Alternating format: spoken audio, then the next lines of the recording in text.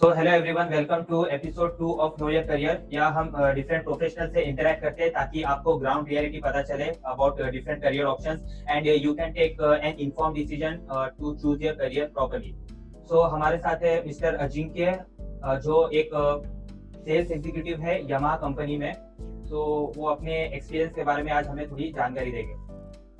सो Ajinkya, sales जी। Executive के बारे में थोड़ा ब्रीफ इंट्रोडक्शन दे दीजिए। क्या जॉब प्रोफाइल होता है हमारे ऑडियंस को? जैसा कि मैं अभी यामा कंपनी आपको पता होगा, ये टू व्हीलर मैन्युफैक्चरर है। तो ऑटोमोबाइल कंपनी में कैसा रहता है कि 3S रहता है मेनली। तो 3S मतलब सेल्स, सर्विस और स्पेयर्स। ठीक है। तो सेल्स मतलब जैसा भगवान ने आपको बनाया है वैसा ये कंपनी गाड़ी बनाती है। ठीक है। उसके बाद में समझो आपको कोई बीमारी होती है तो आप कैसे डॉक्टर के पास जाते हो, वैसा रहता है सर्विस। तो गाड़ी में कुछ खराबी आती है तो आप जाते हो सर्विस सेंटर में। ठीक है। लेकिन जब आप गाड़ी में कुछ प्रॉब्लम आप पहले डायग्नोस करते हो सर्विस सेंटर में जाके, तो उसको रिपेयर करने के लिए समझो कुछ खराब हो गया उसमें से पुर्जा, तो उसके लिए लगता है स्पेयर्स। ठीक है। जैसा आपको समझो ये बुखार वगैरह आ गया तो आपको वो कम करने के लिए गोली लेना पड़ता है, वैसा ही है स्पेयर्स। ठीक है। तो इसमें कैसा रहता है, सेल्स, सर्विस और स्पेयर्स इन चीज के लिए अलग अलग इंजीनियर रहते हैं। समझो सेल्स, प्रोडक्ट सेल्स के लिए MBA वगैरह वाले लोग रहते हैं। सर्विस के लिए इंजीनियर लोग रहता है। और स्पेयर्स के भी लिए इंजीनियर लोग ही रहते हैं जिनको कुछ मार्केटिंग के बारे में एक्सपीरियंस हो, ऐसा लोग रहते हैं। कोई कोई कंपनी डिप्लोमा होल्डर्स उठाते हैं, कोई कंपनी इंजीनियर्स उठाती है, कोई कंपनी MBA वाले उठाते हैं। सो मुझे ये पूछना है आपको कि आपके क्वालिफिकेशंस क्या है, आपका बैकग्राउंड क्या है इस जॉब में आने से पहले? ओके। मुझे पहले से ऑटोमोबाइल फील्ड में पहले से बहुत ज़्यादा इंटरेस्ट था। मैंने 10वीं के बाद में ये तय कर लिया था कि मुझे इंजीनियरिंग करना है, वो भी ऑटोमोबाइल में या फिर मैकेनिकल। तो 12th किया, 12th के बाद में इंजीनियरिंग करना था, लेकिन इतना भी कुछ खास नहीं था मेरा जो बैकग्राउंड था कि डायरेक्टली इंजीनियरिंग में मुझे एडमिशन मिल जाए। तो 12th के बाद मैंने डिप्लोमा किया। डिप्लोमा के बाद में इंजीनियरिंग किया, और मैं भी इतना भी ब्रिलियंट स्टूडेंट नहीं था कि डायरेक्टली इंजीनियरिंग के बाद में ये करूँ। इंजीनियरिंग में मुझे ड्रॉप लगा, तो मैंने डिप्लोमा के बाद में ही ज्वाइन कर लिया। तो ड्रॉप था मेरा, तो उसके बाद में मैंने यामा कंपनी में ज्वाइन कर लिया अच्छा, एज तो आपने कंप्लीट नहीं किया? ओके। तो आपने अपना डिग्री कंप्लीट नहीं किया? नहीं, जस्ट हुआ है, मतलब जॉब करते करते मैंने पैरेलली उसमें कर दिया। Okay okay. कुछ बैकलॉग्स थे वो क्लियर कर दिए, तो अभी तो इंजीनियरिंग हो चुका है। तो लाइक ये बहुत ही मोटिवेटिंग फैक्टर है, जो भी बैक बेंचर्स होते हैं एंड जो भी ड्रॉपर्स होते हैं कॉलेजेस में, एंड दे थिंक लाइक अगर ड्रॉप लग गया तो लाइक हमारा इंजीनियरिंग कंप्लीट नहीं होगा। So this is also one of the way like how you can pursue your career, कि आप अपना जॉब कर सकते हो साइड बाय साइड, एंड अगर हार्ड वर्क करोगे साइड बाय साइड तो अपनी डिग्री भी कंप्लीट कर सकते हो। या so it's very good. And so like जब आप एज अ फ्रेशर ज्वाइन किए थे आपने, सो आपको कितना टाइम लगा ये काम सीखने के लिए सेल्स एग्जीक्यूटिव का? जैसा हम इंजीनियरिंग में या फिर डिप्लोमा में सीखते हैं, ये सब टेक्निकल रहता है, बराबर। तो टेक्निकली आप साउंड रहते हो नहीं रहते हो उसका कुछ इतना ज्यादा असर नहीं पड़ता है, क्योंकि मेनली आप समझो एज अ ट्रेनिंग जा रहे हो कहाँ पे, तो मोस्टली आपको हर कंपनी में अलग अलग तरीका रहता है काम करने का। तो वो हिसाब से आप अपने आप को उधर ट्रेन कर लेना, सामने वाला आपको ट्रेन कर लेता है। आपको जो भी इंस्ट्रक्टर हो या फिर आपका कोई सीनियर हो, तो वो आपको बता देगा कि कैसा कैसा काम होता है, क्या क्या होता है। जैसा मेरा ये फर्स्ट जॉब था, तो जैसा मेरे हिसाब से, तो मैं जो बोल रहा हूँ फर्स्ट जॉब के एक्सपीरियंस से ही बोल रहा हूँ। तो लगभग 3 या 4 महीने मुझे स्टार्टिंग में लगे कि ये कंपनी में मुझे थोड़ा जेल अप करने के लिए। उसके बाद में थोड़ा मतलब लर्निंग तो कभी भी, आप तो जब तक मरते दम तक आप लर्निंग स्टेज में ही रहते या हो। तो एग्जैक्टली। हर चीज में आप थोड़ा, अभी मेरे को 2 साल और 5 महीना हुआ है, तो मैं अभी भी सीख ही रहा हूँ। ओके ओके मेरे बॉस भी मेरे से ही सीखते हैं, कुछ कुछ बातें कुछ मैं उनसे सीखता हूँ। वो बॉस का भी एटीट्यूड मैटर करता है। यस। अच्छा तो ठीक है। सो लाइक आप अपना डे स्टार्ट करते हो और डे एंड करते हो, सो इस पर्टिकुलर टाइम पीरियड में, इस पर्टिकुलर वीक डे में आपका क्या एक्टिविटीज होते हैं? एक सिंपल लेमन टर्म्स में आप हमारे ऑडियंस को एक्सप्लेन कर सकते हो क्या एक्टिविटीज करना पड़ता है एक सेल्स एग्जीक्यूटिव को? अभी जैसा मैं ओनली स्पेयर पार्ट देखता हूँ यामा के लिए, तो इसमें हमारे पास मोस्ट सबसे ज्यादा प्रायोरिटी रहता है कस्टमर सेटिस्फेक्शन। तो कस्टमर सेटिस्फेक्शन के लिए हमको सबसे पहले हमको ये देखना पड़ता है कि हमारे पास कोई कंप्लेंट पेंडिंग है या नहीं। तो कंप्लेंट पेंडिंग होगी तो फिर सामने वाले से मतलब कोई डीलर हो तो मैं डीलर से कोऑर्डिनेट कर लेता हूँ कि एग्जैक्टली कौन से पार्ट्स के लिए कंप्लेंट आई है, और वो कुछ प्रिकॉशंस ले लेते हैं कि आगे से प्रॉब्लम फिर से ना आए। ये है। उसके बाद में समझो पेमेंट्स का ये रहता है, आउटस्टैंडिंग क्लियर करवाना रहता है डीलर से। जैसा अभी कुछ डीलर्स ऑर्डर डालते हैं तो हर कंपनी में अलग अलग टर्म्स रहता है, जैसा कुछ इन्वेंटरी फंडिंग बोलते रहता है। तो समझो अभी हर डीलर के पास पैसा नहीं रहता है, तो वो हर डीलर के पास पैसा नहीं रहता है तो वो बैंक से एक तो इन्वेंटरी फंडिंग मिलता है उनको, या फिर कंपनी कुछ अलाउंस देती है उनको कि वो इतना इतना स्पेसिफिक अमाउंट का ऑर्डर डाल सकते हैं, और उनको स्पेसिफिक टाइम में उनको रिटर्न करना पड़ता है वो पैसा। सो तो आपका इसके लिए हमारा फॉलोअप चालू रहता है। उसके बाद में अगर कुछ डीलर का क्वेरीज रहता है, कौन सा पार्ट समझो कब आने वाला है, कब डिस्पैच होगा ऑर्डर का, कुछ भी मतलब अभी का स्टेटस क्या है, वगैरह वगैरह, ये सब चीज रहती है। उसके बाद में उनका इन्वेंटरी फंडिंग, इन्वेंटरी का मैनेजमेंट रहता है।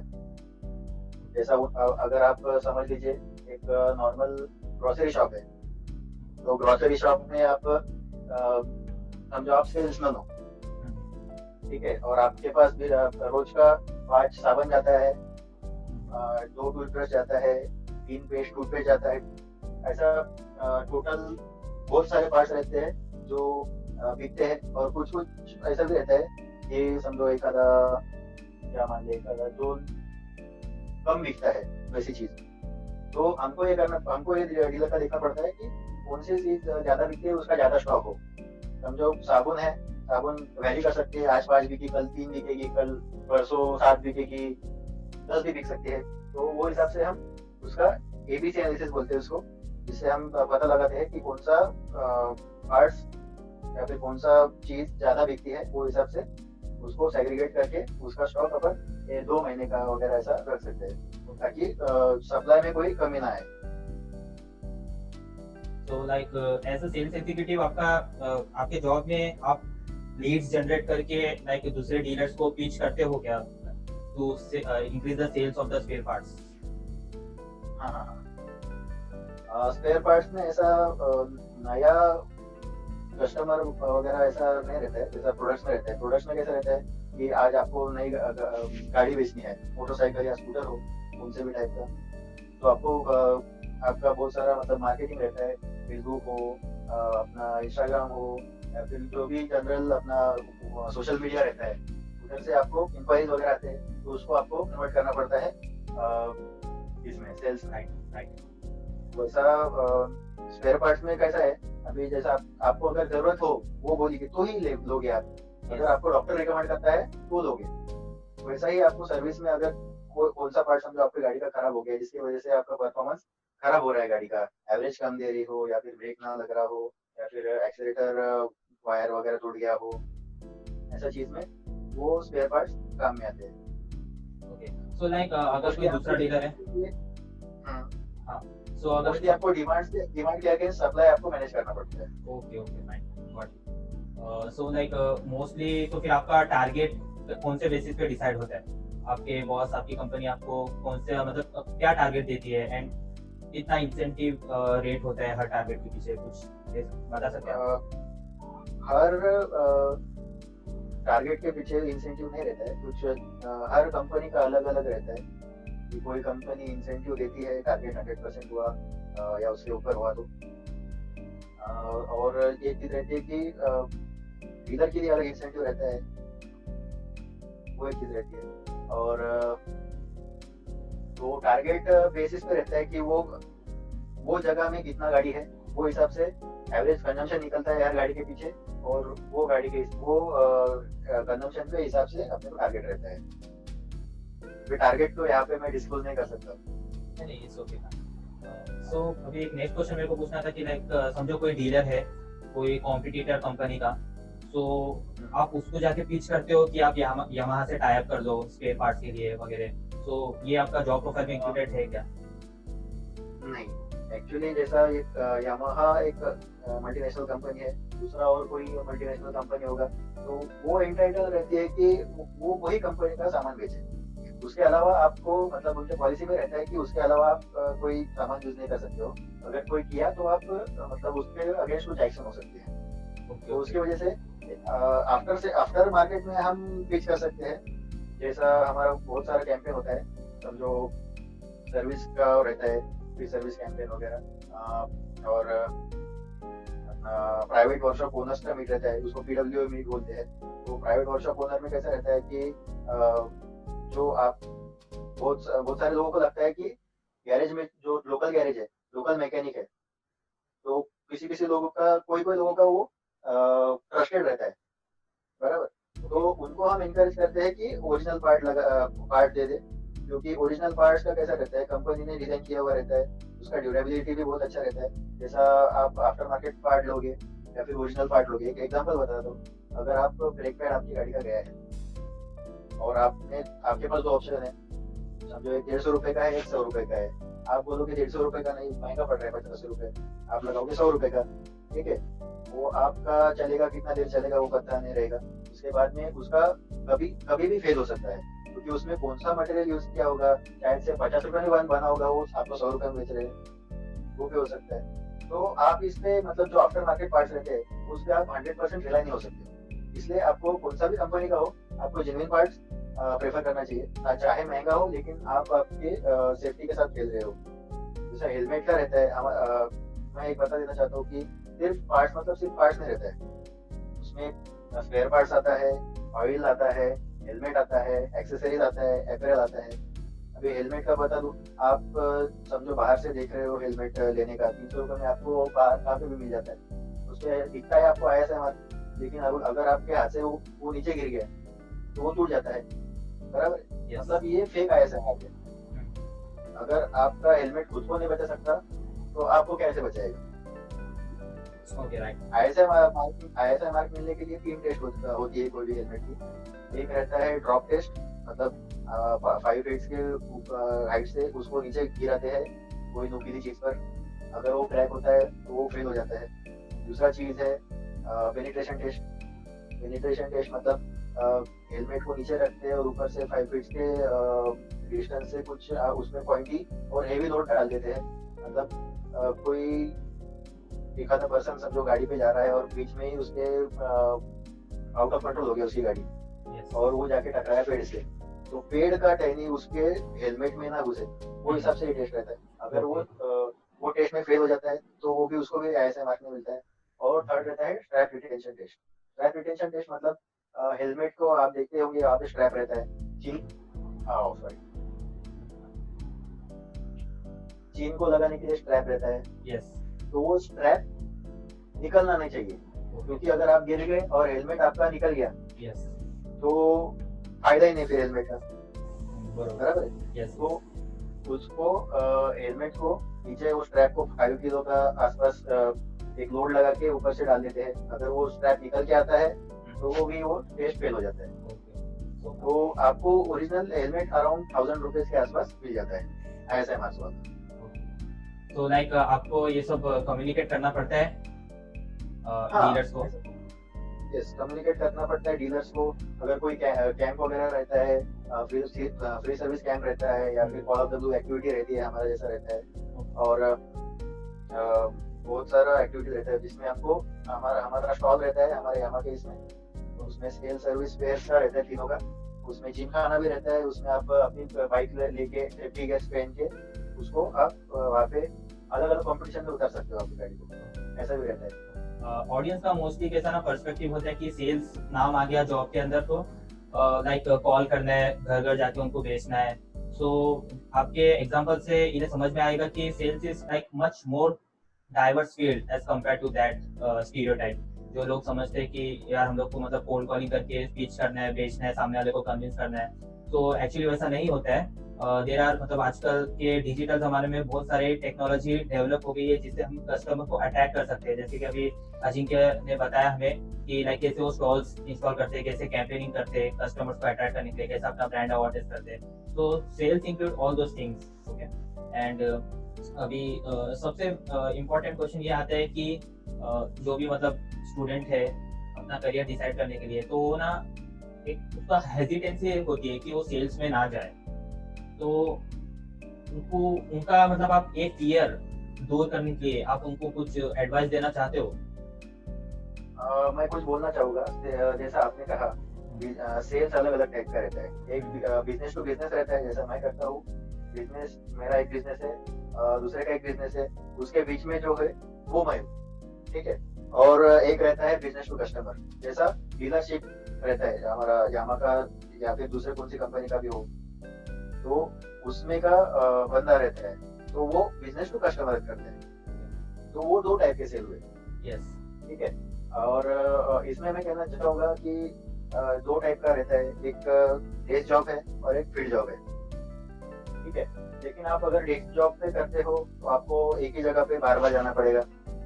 एक ही जगह पे जो आपका लैपटॉप पे काम हो या पीसी पे काम हो, तो आप वही, आपने शायद दूसरा कोई ये पिक्चर देखा होगा, कौन सा है, सेल्समैन ऑफ द ईयर।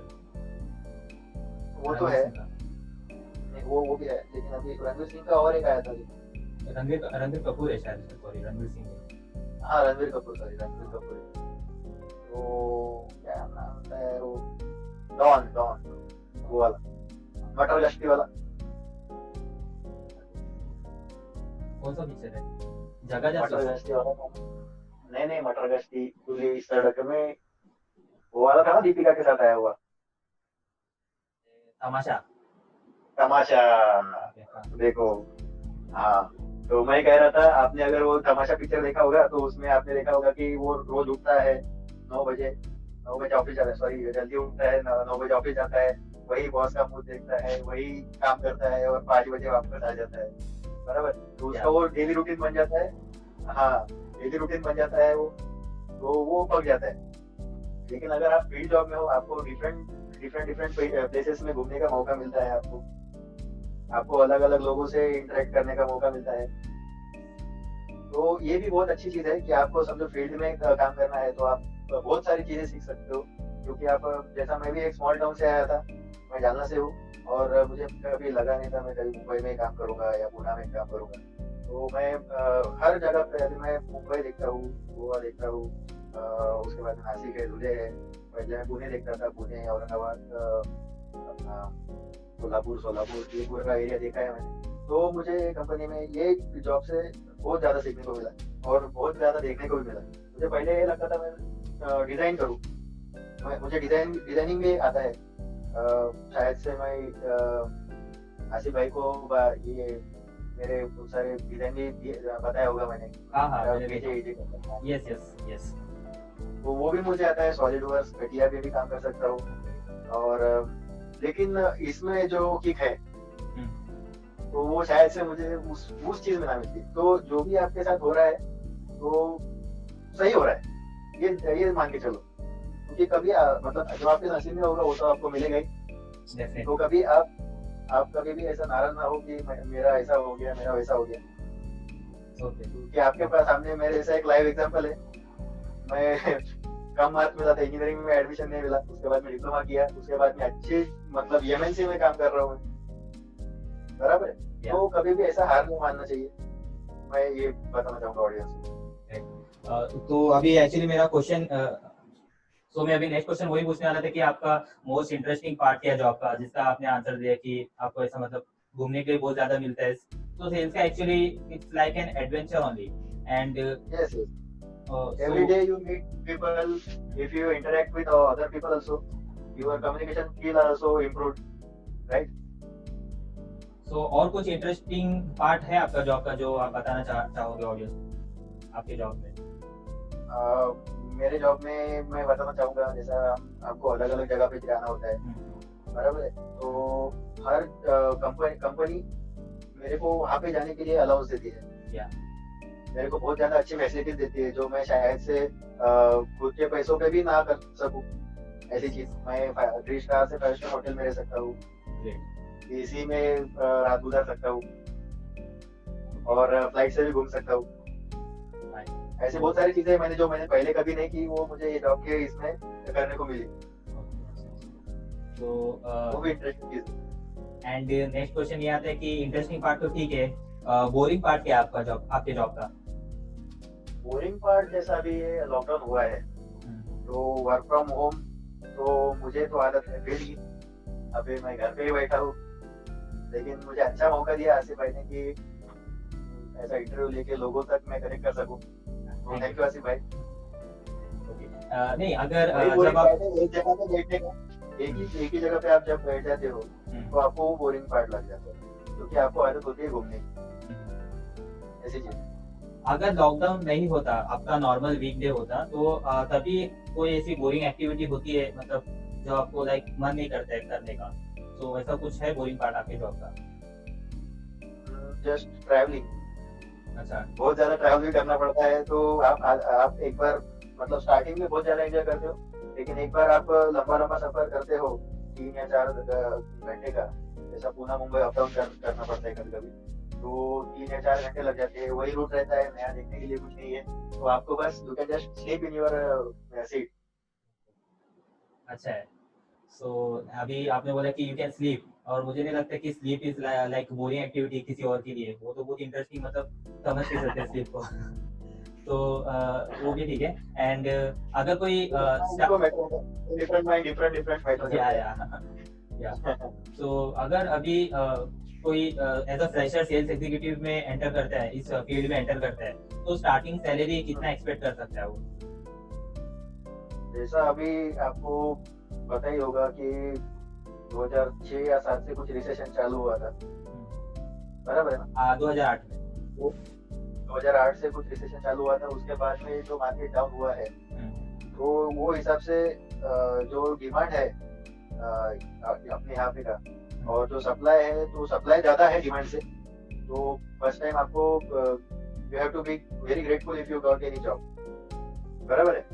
तो ऐसा सैलरी का इतना एक्सपेक्टेशन नहीं रहता है कि समझो आप डिप्लोमा बेस पे रहते हो, तो स्टार्टिंग में आपको 2 लाख के आसपास मिल जाता है, अगर आप डिग्री करके, हाँ पर है डिग्री करके आपको 2 लाख और बढ़ा दीजिए, 3 या 4 लाख तक मिल सकता है, और समझो आप MBA करते हो तो 6 लाख तक आपको स्टार्टिंग पैकेज मिल सकता है, depends on which company you are joining, ये भी है, क्योंकि हर कंपनी का अलग अलग मार्केट शेयर रहता है, हर कंपनी का अलग प्रॉफिट रहता है, तो आप ये ऐसा स्पेसिफिक नहीं बता सकते हो कि ये जॉब को इतना ही मिलेगा, ठीक है? तो आपका मतलब आपको समझो कम सैलरी मिलती है, तो उसमें आप निराश नहीं होना चाहिए, क्योंकि आपने जस्ट शुरुआत की है, आपको समझो स्टार्टिंग में हाथ में आ रहा है 8,000 या 10,000, लेकिन आपको ऐसा नहीं देखना चाहिए कि मैंने इंजीनियरिंग किया है, क्योंकि आप वो टाइम को लर्निंग पीरियड में रहते हो, और सामने वाली कंपनी आपको मौका देती है, आपको मतलब आप एकदम ऐसा विदाउट पॉलिश वाला हीरा रहते हो, अभी हीरा रहना है या फिर आपको पत्थर रहना है दूसरा कोई, ये आप पे डिपेंड करता है, आप खुद को पॉलिश कर, आपको कोई नया कंपनी ज्वाइन करके आपको खुद को पॉलिश करना रहता है, और अपना वैल्यू बढ़ाना पड़ता है, तो सामने वाला जाके आपको दूसरा जॉब ऑफर करता है, आपको जॉब आपको हासिल करना है, तो आपको खुद को बेचना आना चाहिए, यस, बराबर? You have to definitely. Make your, yes आपको खुद का वैल्यू बढ़ाते आना चाहिए, अगर आपको खुद की वैल्यू ज्यादा दिखती है तो आपको ज्यादा पैकेज मिलेगा, बराबर? क्योंकि आपके स्किल सेट के हिसाब से रहता है, अगर आपके पास बहुत नॉलेज है लेकिन आप उसको एक्सप्लेन नहीं कर पा रहे हो, तो वो भी आपका नेगेटिव पॉइंट है, आप उसको बेच नहीं पा रहे हो, यस। बराबर? तो दोनों भी जरूरी है। या so good. And next question मेरा ये है कि इस जॉब में आपका टिपिकल वर्किंग आवर्स, तो ऐसा मतलब मोस्टली फ्लेक्सिबल होगा वर्किंग आवर्स, तो इसके बेसिस पे आपका वर्क लाइफ बैलेंस पे क्या कमेंट है? Is there any work life balance? आप अपने हॉबीज, अपने एक्टिविटीज, अपने फैमिली के साथ टाइम स्पेंड करने के लिए कुछ टाइम निकाल पाते हो? क्या आप कमेंट करना चाहोगे इसके ऊपर? अगर आप कोई भी जॉब करते हो तो आपको प्रायोरिटीज आपको सेट करना पड़ता है कि आपको कौन सा काम कब करना है। अगर आपको वो बैलेंस करते आया तो आपको वर्क लाइफ बैलेंस हो जाएगा। इम्पॉसिबल कुछ नहीं है, प्रायोरिटीज मैटर करती है और आपका टाइम मैनेजमेंट सबसे ज्यादा इम्पोर्टेंट वही है। अगर आपने वर्क को ज्यादा इम्पोर्टेंस दे दिया तो आपका समझो आपका स्टार्टिंग में तो बीवी नहीं रहेगा, गर्लफ्रेंड होगा तो गर्लफ्रेंड को टाइम नहीं दे पाओगे। अगर आपका शादी हो गया और वर्क और लाइफ का बैलेंस नहीं हुआ तो आपका बीवी नाराज हो जाएगा, बराबर है। तो आपको दोनों चीज बैलेंस करके आना चाहिए, वो आप पे डिपेंड करता है। ओके, सो आपका एक मैसेज यही रहेगा कि work life balance depends upon person to person. अगर Yes. उसे टाइम मैनेजमेंट ठीक से नहीं आया तो वो मोस्टली काम में ही लगा रहेगा, वो कभी अपने लिए फ्री टाइम नहीं निकाल पाएगा। और जिसे टाइम मैनेजमेंट ठीक से आता है वो काम पूरा कंप्लीट करके भी अपने लिए फ्री टाइम निकाल सकते हैं। या सो ये बहुत ही अच्छी बात कही आपने। इट्स लाइक मुझे भी सीखने को मिला कुछ इसके अंदर, बहुत इंपॉर्टेंट बात कही आपने। एंड आप कुछ एडवाइस देना चाहते हो कि इस कंपनी में लाइक इस पोजीशन में ग्रोथ प्रोस्पेक्ट्स क्या है? Like how you can climb the corporate ladder, क्या क्या पोजीशंस होती है आपके ऊपर, और जब वो हायर पोजीशन पे जाते हैं तो उनका सैलरी पैकेज इंक्रीमेंट कितना परसेंट से हो सकता है, कितने टाइम ड्यूरेशन में हो सकता है?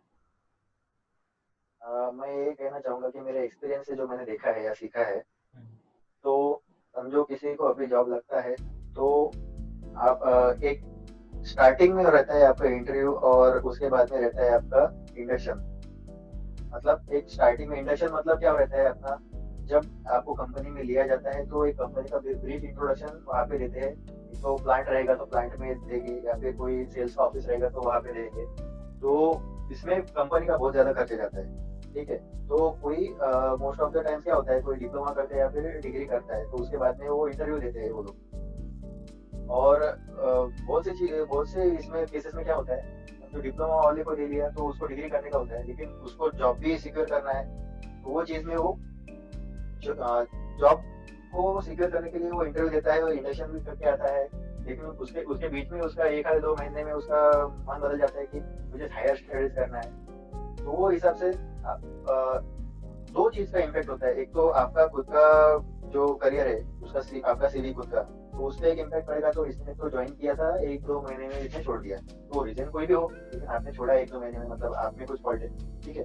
दूसरी बात, अब अगर आपका कैंपस होता है तो आप कोई एक आधे कॉलेज में हो, आपके कॉलेज के यहाँ पे डिपेंड्स अपॉन योर कॉलेज कि आपको इंटरव्यू देने के लिए मिला कैंपस में और आपने ऐसा छोड़ दिया, तो आपका जो कॉलेज है उसका भी बहुत ज्यादा उसमें भी बहुत ज्यादा आपका जो कॉलेज है उसमें भी बहुत ज्यादा इफेक्ट पड़ता है कि नेक्स्ट टाइम अगर वो कंपनी आती है तो वो कैंडिडेट लेने के लिए हेजिटेट करती है वहां से, ठीक है। तो आपके ऊपर ज्यादा रिस्पॉन्सिबिलिटी जब आप कोई कंपनी में सिलेक्ट हो जाते हो, ठीक है। तो एक तो आपका सीवी हो गया और एक आपका कॉलेज हो गया, तो दोनों दोनों के बारे में भी आपने सोचना है। सिर्फ अपना खुद के बारे में भी खुद के बारे में सोच के आप ऐसे दो चीजों को आप हैम्पर कर रहे हो। आप उसके बाद में समझो आपको एक डिसाइड करना है, आपको जॉब करना है या फिर फर्दर स्टडी, उसके बाद में डिसीजन ले। ओके, तो अगर समझो उसने डिसाइड कर लिया कि उसे जॉब करना है, सो हायरार्की में वो मतलब आपकी पोजीशन के ऊपर और कौन सी पोजीशन है, आपके बॉस की क्या पोजीशन है, उनके बॉस की क्या पोजीशन है? यस, आप स्टार्टिंग में ज्वाइन करते हो एज ए ट्रेनिंग। एक तो डीईटी बोल के ज्वाइन करते हो, डिप्लोमा इंजीनियरिंग ट्रेनिंग, या फिर जीईटी बोल के ज्वाइन करते हो, ग्रेजुएट इंजीनियरिंग ट्रेनिंग, या फिर एमबीए वाला कोई पीजी लेवल पे, ठीक है। तो ये तीनों लेवल में कैसा रहता है कि आपने पहले ट्रेनिंग लिया, उसके बाद में वो हिसाब से आपके ट्रेनिंग के हिसाब से आपको जो डिपार्टमेंट में वो पोस्ट करेंगे वो हिसाब से आपको वहाँ पे जाना पड़ेगा, ठीक है। तो जैसा अभी सेल्स में रहता है, बिजनेस टू बिजनेस में एक आपका मैं जैसा एक एरिया देखता हूँ, तो मैं एरिया मैनेजर हूँ, मतलब एज एग्जीक्यूटिव हूँ मेरा पोस्ट का नाम, लेकिन एक एरिया मैनेजर है। एरिया, उसके बाद में रीजन रहता है। समझो एक महाराष्ट्र है, एक पूरा रीजन है, बराबर है। तो महाराष्ट्र के कुछ 3 एरिया किया होगा, 4 एरिया किया होगा या 2 एरिया किया होगा, depend upon your company business, ठीक है। तो वो हिसाब से आप अगर 4 एरिया किया है तो 4 एरिया मैनेजर लेंगे। उसके ऊपर एक रीजनल मैनेजर होगा जो वो 4 एरिया मैनेजर को देखेगा। उसके ऊपर समझो और चार स्टेट पकड़े हैं, तो वो 4 स्टेट्स के ऊपर एक जोनल मैनेजर रहेगा, तो वो जोन का मैनेजर रहता है। और उसके ऊपर फिर जोनल, ये दो एरिया मैनेजर, रीजनल मैनेजर और जोनल हेड, ऐसा हो गया। मतलब लगभग ये सभी कंपनी में ये चीज का रहता है। उसके ऊपर और एक ऊपर के लेवल में रहते हैं, जनरल मैनेजर के भी ऊपर के पोजीशन में रहते हैं। So like general manager, zonal manager के पोजीशन पे पहुंचने के लिए कितना साल कंपनी में आपको रहना पड़ेगा, तब जाके आप पहुंच सकते हो उस लेवल पे, अप्रोक्सीमेटली बताना। अलग अलग अलग कंपनी में अलग अलग रहता है। जैसे आपका कंपनी का मैन पावर समझो, टोटल लोग आपकी कंपनी में थाउजेंड्स में होंगे, तो आपको बहुत ज्यादा टाइम लगेगा। अगर छोटी कंपनी होगी तो आप जल्दी ऊपर जा पाओगे। लेकिन बड़ी कंपनी में कैसा रहता है, आपको एक नाम मिल जाता है। अभी मैं मेरे कंपनी के बैज लेके घूमता हूँ यहाँ पे, यामा। यस। तो वो एक प्रेस्टीज रहता है। अगर आपको बहुत ज्यादा जल्दी ऊपर जाने की है तो आपको वो नहीं मिलेगा जो प्रेस्टीज रहता है। यस। सो इससे हम एक कंक्लूड कर सकते हैं कि कुछ प्लस पॉइंट्स भी होते हैं, कुछ नेगेटिव पॉइंट्स भी होते हैं। लाइक अगर आप कोई छोटी कंपनी ज्वाइन करते हो तो आपको ग्रोथ मिल सकती है, लेकिन आपको एक ब्रांड नेम नहीं मिलेगा। और अगर कभी आप कोई बड़ी कंपनी ज्वाइन करते हो तो आपको ब्रांड नेम तो मिल जाता है, लेकिन उसमें कंपटीशन भी इतना इतना ही होता है प्रमोशंस के लिए। So every aspect has like plus and negative points for that, right? या सो और एक मैं कुछ कहना चाहूंगा उसमें एडिशनल, कि समझो आप ग्रोथ आपका नहीं हो रहा है, तो आपके पास दो ऑप्शन रहते हैं। एक तो स्विच करो, या फिर परफॉर्मेंस आपको दिखाना पड़ता है। लेकिन परफॉर्मेंस के हिसाब से आपको कौन से भी कंपनी में जाओ, एकदम से ग्रोथ नहीं मिलती है। अगर आपको एकदम से ग्रोथ चाहिए तो आपको स्विच करना पड़ता है। लेकिन अगर आपके कंपनी में 3 या 4 लोग हो, मतलब आपके ऊपर, मतलब आपको कंपटीशन कम हो, ठीक है, तो आपका कोई बॉस हो, उनका समझो कुछ दूसरा यहाँ पे जाने का प्लान हो या फिर कुछ हो, तो समझो आपकी टीम में 4 लोग हैं, तो 4 लोगों में से 3 लोग आपके पास, आपकी कंपनी में एक आदमी बाहर से आया है, उसको भले ही अच्छा पैकेज हो, लेकिन आपकी कंपनी वाले आपका जो पुराना आदमी था उसको प्रेफर करेंगे कि उसके बॉस की जगह पे ले। ठीक है, तो ये आपका ये भी पॉइंट रहता है कि कभी कभी सैलरी मैटर नहीं करते, कभी कभी पोस्ट मैटर करते हैं। जैसे मैंने पहले भी कहा, प्रेस्टीज, तो कोई कंपनी में आप ज्यादा से ज्यादा साल रहोगे तो आप वो कंपनी को आपके ट्रस्ट रहता है, ये चीज रहती है। सो ओके, सो मेरा नेक्स्ट क्वेश्चन ये है कि अभी आपको इंडस्ट्री का बहुत अच्छा एक्सपीरियंस है, सो आपको पता है कि मार्केट में क्या चलता है क्या नहीं चलता है।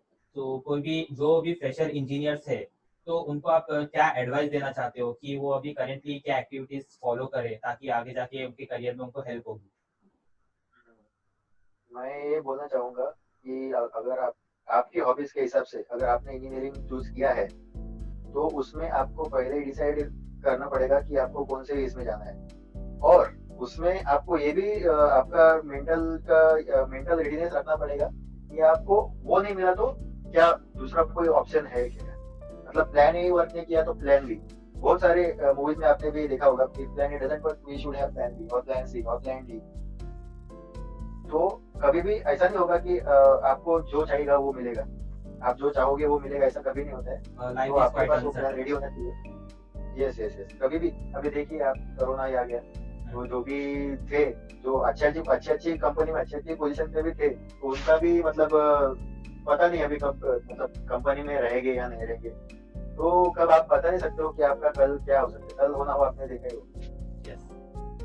सो लाइक आप एडवाइस देना चाहते हो कि बैकअप प्लान्स भी रखें अपने करियर को लेके, and try to adopt according to the situation.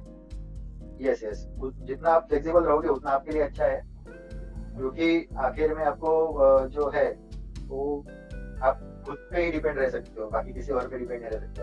Finally आपके मॉम डैड रिटायर हो जाएंगे तो आपको उनकी देखभाल करना पड़ेगा, और आपके पास कोई जॉब नहीं रहेगा तो आप खुद की भी नहीं देखभाल कर सकते और उनकी भी देखभाल नहीं कर सकते। सो मेरा नेक्स्ट क्वेश्चन ये है कि मैकेनिकल इंजीनियरिंग से रिलेटेड कुछ टेक्निकल नॉलेज काम आता है आपको अपने जॉब में?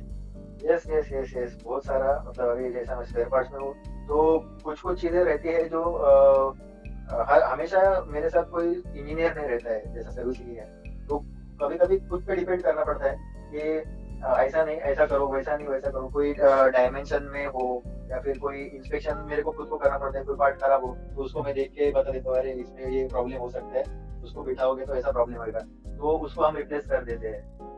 ये चीजें भी है बहुत सारी, मतलब आपको कभी भी एक लिमिटेड बॉक्स में नहीं रहना है, आपको आउट ऑफ द बॉक्स भी सोचना है।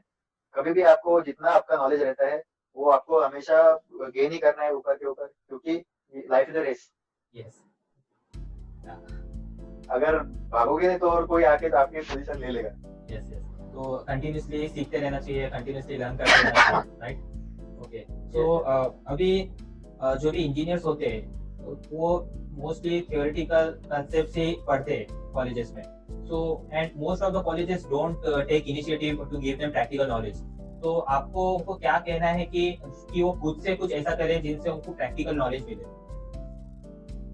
मैं ये बोलूंगा उनके लिए कि आपको आपके कॉन्टेक्ट में कोई कंपनीज हो या फिर कोई आपके रिलेटिव्स में या फिर कुछ भी हो, बिल्कुल हेजिटेट नहीं करना चाहिए उनके यहाँ पे जाने के लिए और वहाँ पे देखने के लिए कि क्या होना चाहिए। इंडस्ट्रियल विजिट्स आपने खुद पे या फिर कॉलेज को आपको ये करना चाहिए कि डिमांड करना चाहिए कि मुझे इंडस्ट्रियल विजिट पे लेके जाए, और वहाँ पे के कैसा काम कैसा चलता है, कौन से अलग अलग डिपार्टमेंट रहते हैं, जहाँ पे आपको आपका फ्यूचर दिखाई दे।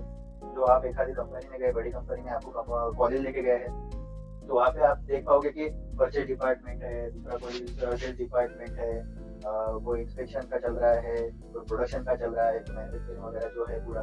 तो आप वहाँ पे आपका फ्यूचर देख सकते हो कि आप कैसा काम करोगे और क्या क्या काम रहता है एग्जैक्टली। तो वो पूरा नॉलेज आपको वहाँ पे आगे आ सकता है। तो मेरे हिसाब से आपको जितना भी क्योंकि आप वहाँ आपका फ्यूचर वहीं पे रहेगा, क्योंकि आपने मैकेनिकल इंजीनियरिंग लिया होगा, तो आपको वही आपका फ्यूचर देख के ही आपको डिसाइड करना है कि आपको ये करना है नहीं करना है। क्योंकि बहुत सारी प्रोडक्शन लाइन में कैसा होता है कि आपको दिन ब दिन हर दिन आपको खड़ा रहना पड़ता है, इंस्पेक्शन के लिए भी हर दिन आपको खड़ा रहना पड़ता है। तो आपको ये देखना पड़ेगा कि आपका जो शरीर है आपको साथ देगा या नहीं, आप उसके लिए बने हो या नहीं। क्योंकि आप आपके इसमें जोश जोश में कर लोगे और बाद में जाके आपको फ्यूचर में दिक्कत आएगी, तो फिर वो कोई हिसाब से नहीं रहेगा। क्योंकि आपको एक्सपीरियंस रहेगा वो फील्ड का और आपको फील्ड चेंज करना है, तो फिर आपको फिर प्रॉब्लम आ जाएगा, दिक्कत आ जाएगा। तो चूज योर फ्यूचर वाइजली। आपका टोटल जो है ओवरऑल स्ट्रेंथ देख के आपको डिसाइड करना है कि आपका फ्यूचर कैसा होगा।